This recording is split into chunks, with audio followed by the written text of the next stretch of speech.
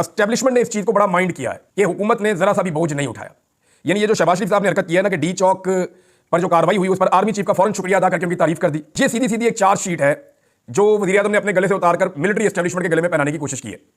और इसके ऊपर जो है वो वहां एक बेचैनी है और उन्हें इस बात का अंदाजा हो गया कि जिनके लिए हमने इतनी मुखालफत की पाकिस्तान में और जिनके लिए इतना सारा कुछ किया, जिनके लिए इतना हद से आगे तक बढ़े, वो लोग इस काबिल भी नहीं है कि जरा सा बोझ उठा सकें।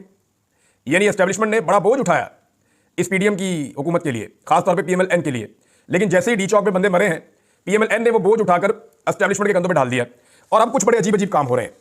जो एस्टेब्लिशमेंट के नुमाइंदगान हैं जो टेलीविजन चैनल्स पे या सोशल मीडिया पे आते हैं, वो अब अपने स्टेटमेंट देना शुरू हो गए हैं। यहां एक डिवीजन अब नजर आ रही है। थोड़े दिन पहले जो लोग एस्टेब्लिशमेंट और पीएमएलएन को एक साथ रिप्रेजेंट कर रहे थे, वो अब अलग अलग होते हुए दिखाई दे रहे हैं। यानी अब नून लीग के नुमाइंदगान आपको अलग दिखाई दे रहे हैं। जैसे अब सारा आलम है, उन्होंने अचानक कहना शुरू कर दिया कि बुशरा बीबी को हीरो बनाया जा रहा है, उनको लीडर बनाया जा रहा है, लेकिन अचानक गोली चली तो साथियों का मौके बदल गया कि नहीं ठीक हो गया काम। तो यहां पे ना अपना अपना मौके अब अलग होना शुरू हो गया है। कुछ रिटायर फौजी अफसरान वो भी मैदान में उतारे गए हैं और फैसल वाडा साहब है वो भी मैदान में उतारे गए, कुछ और लोग हैं वो भी उतारे गए। वो ये कह रहे हैं कि इस्लामाबाद में जो कुछ हुआ ये हुकूमत ने किया, एस्टेब्लिशमेंट का इससे कुछ लेना देना नहीं है। बल्कि जनरल लोधी साहब ने तो ये भी मुतालबा कर दिया कि डीजीआईएसपीआर से कि वो इसके ऊपर बयान दें कि इदारा इसमें मुलविस नहीं है, लेकिन अभी तक खामोशी है।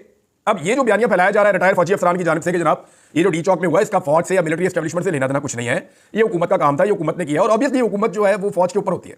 हुकूमत ही फौज को आइन के मुताबिक बुलाती है, उनकी ड्यूटी लगाती है। हुकूमत ही ऑर्डर दे सकती है कि ये करना और ये नहीं करना, और हुकूमती अहकाम के बगैर जो है वो इतना बड़ा कत्लेआम हो भी नहीं सकता। तो इमरान खान साहब ने ठीक किया कि दो बंदों के ऊपर एफआईआर की जाए, एक शहबाज शरीफ और एक मोहसिन नकवी।